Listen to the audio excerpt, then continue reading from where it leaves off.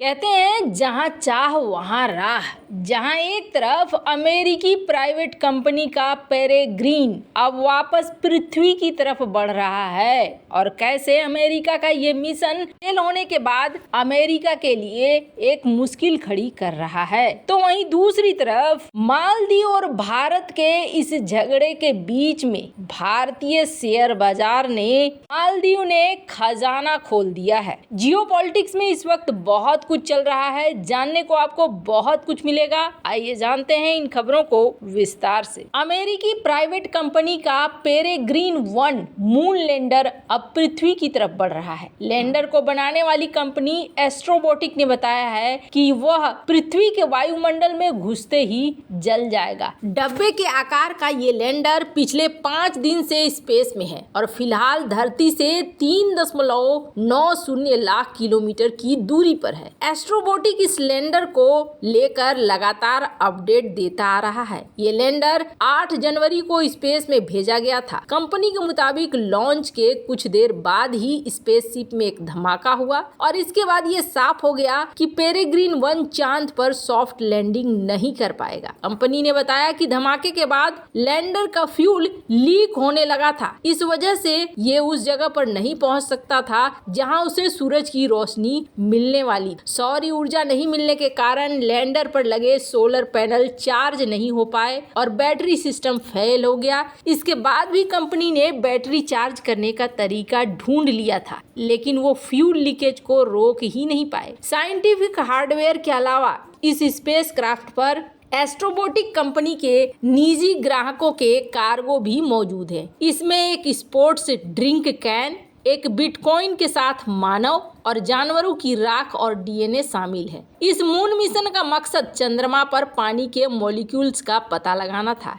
इसके साथ ही लैंडर के चारों ओर रेडिएशन और गैसों को मापना भी एक मकसद था। इससे पता चलता है कि सोलर रेडिएशन का चांद की सतह पर क्या असर होता है। नासा ने भी अपने commercial lunar payload service program से जुड़ा कार्गो इस मून लैंडर पर भेजा था। इसके लिए नासा ने कंपनी को 828.72 करोड़ रुपए चुकाए थे। द गार्जियन के मुताबिक पेरेग्रीन 1 पर 15 पेलोड लगे हैं। इनमें से 5 नासा के हैं। ये चंद्रमा के मध्य अक्षांश क्षेत्र पर 23 फरवरी को लैंड होने वाला था। इस इलाके को साइनस विस्कोस्टिस यानी कि स्टिकनेस की खाड़ी कहा जाता है। इसे 8 जनवरी को भारतीय समय अनुसार दोपहर 12:48 पर यूनाइटेड लॉन्च अलायंस कंपनी के वेलकम सेंटर रॉकेट के जरिए फ्लोरिडा के cap Canaveral space force station से चांद की ओर रवाना किया गया। आपको बता दें, अगर पेरेग्रीन 1 की लैंडिंग होती तो ये 51 साल में पहली बार होता जब कोई अमेरिकी मिशन चांद पर उतरता। इसके पहले 1972 में अपोलो 17 मिशन ने चंद्रमा पर सॉफ्ट लैंडिंग की थी।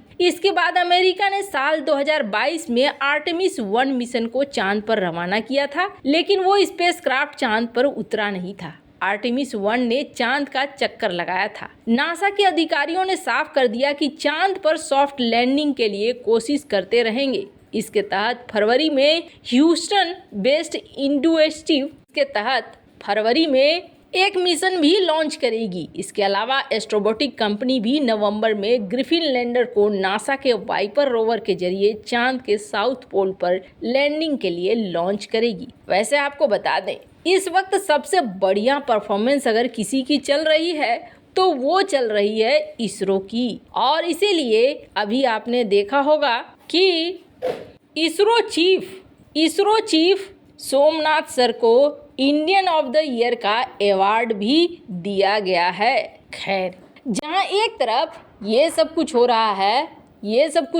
है तो वहीं दूसरी तरफ पीएम मोदी ने भी ये कहा है कि अब हमें ऐसे मिशन की जरूरत है जिस मिशन में अंतरिक्ष में लोग लगातार रह सकें। जल्द ही भारत एक इतिहास रचने वाला है। स्क्रीन पर आप देख सकते हैं, भारत ने 12 स्पेस मिशन इस 12 महीने में करने का एक बड़ा निर्णय लिया है। आपको बता दें, चंद्रयान 3 के सफलता के बाद भारतीय स्पेस एजेंसी बहुत ही ज़्यादा एक्टिव भी दिख रही है। जहां भारत अपने गगनयान मिशन के लिए लगातार तैयारी कर रहा है और जहां भी जिसकी भी मदद की ज़रूरत है उसे ले रहा है। जैसे कि इसरो रूस के बनाए गए स्पेस सूट का इस्तेमाल करना चाह रहा है, तो वहीं इसरो का डेलीगेशन यूरोप भी पहुंचा था अपने मिशन को लेकर। स्क्रीन पर आप आर्टिकल देख सकते हैं। जहां एक तरफ ये सब कुछ हो रहा है, वहीं दूसरी तरफ भारत और मालदीव का जो टेंशन है ये बढ़ता ही जा रहा है। और भारत और मालदीव के इस टेंशन के बीच में कुछ ऐसी खबरें आ रही हैं जो बहुत ही ज़्यादा फायदे वाली हैं। आपको बता दें, जिस तरीके से मालदीव और भारत के रिश्ते खराब होने शुरू हुए, उससे एक बात तो समझ में आ गई, फिलहाल के लिए सबसे ज़्यादा नुकसान होने वाला है मालदीव को ही हर तरीके से। एक तो भारत के ग्रांट या भारत अगर कोई लोन देता है तो उसके पीछे कोई छिपी छिपाई साजिश नहीं होती है, वो चीज़ हाथ से गई। और दूसरी चीज़ ये है कि इस वक्त चीन ने मालदीव को 130 मिलियन अमेरिकी डॉलर की बड़ी आर्थिक मदद का वादा दिया है। अब इस वादे के बाद फूले हुए हैं एकदम से मालदीव के राष्ट्रपति, और फूलते ही इन्होंने ये कह दिया कि हम कोई किसी के पिछलग्गू नहीं हैं, हम अपनी मर्जी के मालिक हैं और अपने हिसाब से चलेंगे।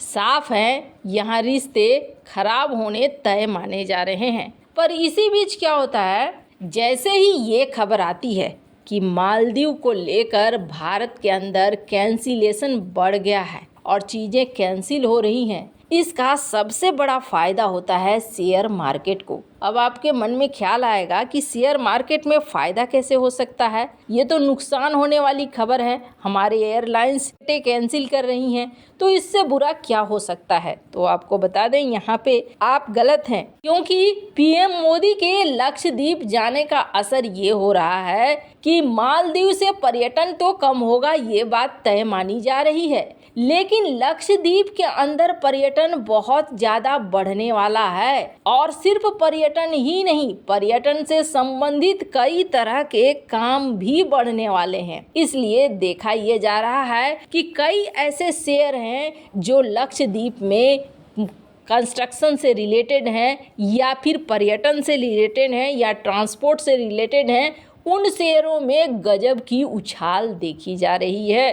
कहा तो ये भी जा रहा है कि यहाँ अब तगड़े रिटर्न के आशा से शेयरों में सिर्फ उछाल ही देखने को मिल रहा है, जो भारत के लिए कहीं ना कहीं एक बहुत अच्छी खबर है। इससे भारत के शेयर मार्केट को बहुत तेज़ फायदा हुआ है।